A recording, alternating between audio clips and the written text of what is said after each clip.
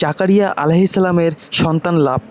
আল্লাহ তাআলা বলেন, এটা তোমার প্রতিপালকের অনুগ্রহের বিবরণ তার দাস জাকারিয়া আলাইহিসসালামের প্রতি, যখন সে তার প্রতিপালককে আহ্বান করেছিল নির্ভীকতে।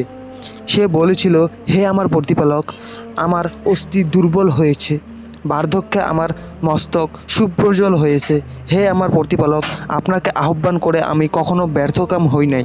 আমি আশঙ্কা করি আমার পর আমার স্বগোত্রীয়দের দিনকে ধ্বংস করে দিবে আমার স্ত্রী বন্ধ্যা।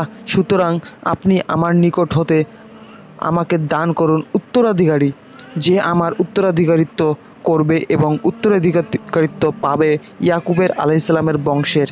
এবং হে আমার প্রতিপালক, তাকে করুন সন্তোষভাজন। তিনি আল্লাহ বলেন, হে জাকারিয়া আলাইহিসসালাম, আমি তোমাকে এক পুত্রর সংবাদ দিচ্ছি, তার নাম হবে ইয়াহিয়া আলাইহিসসালাম। এই নামে আমি পূর্বে কারো নামকরণ করি নাই। সে বলল, হে আমার প্রতিপালক, কেমন করে আমার পুত্র হবে যখন আমার স্ত্রী বন্ধ্যা ও আমি বার্ধক্যের শেষ সীমায় পৌঁছে গেছি? তিনি বললেন, এই রূপেই হবে, এটা আমার জন্য সহজসাধ্য।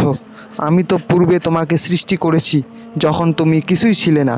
জাকারিয়া আলাইহিসসালাম বলল, হে আমার প্রতিপালক, আমাকে একটি নিদর্শন দিন। তিনি বললেন, তোমার নিদর্শন এই যে, তুমি সুঅবস্থায় থাকা সত্ত্বেও কারো সাথে ক্রমাগত 3 দিন বাক্যালাপ করবে না।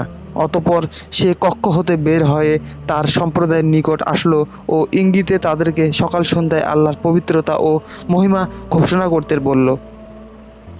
আমি বললাম, হে ইয়াহিয়া আলাইহিসসালাম, এই কিতাব দৃঢ়ভাবে সাথে গ্রহণ করো। আমি তাকে শৈশবেই দান করেছিলাম জ্ঞান এবং আমার নিকট হতে হৃদয়ের কোমলতা ও পবিত্রতা। সে ছিল মুত্তাকী, পিতামাতার অনুগত এবং সে উদ্ধৃত স্বেচ্ছাচারী ও অবাধ্য ছিল না। তার প্রতি ছিল শান্তি যেদিন সে জন্মলাভ করে, ও শান্তি থাকবে যেদিন তার মৃত্যু হবে ও যেদিন সে জীবিত অবস্থায় পুনরুজ্জীবিত হবে। প্রিয় বন্ধুগণ, আজকের ভিডিও এই পর্যন্ত। আবার দেখা হবে নতুন একটি ভিডিও নিয়ে। ভিডিওটি ভালো লাগলে চ্যানেলটি অবশ্যই সাবস্ক্রাইব করবেন। আসসালামু আলাইকুম।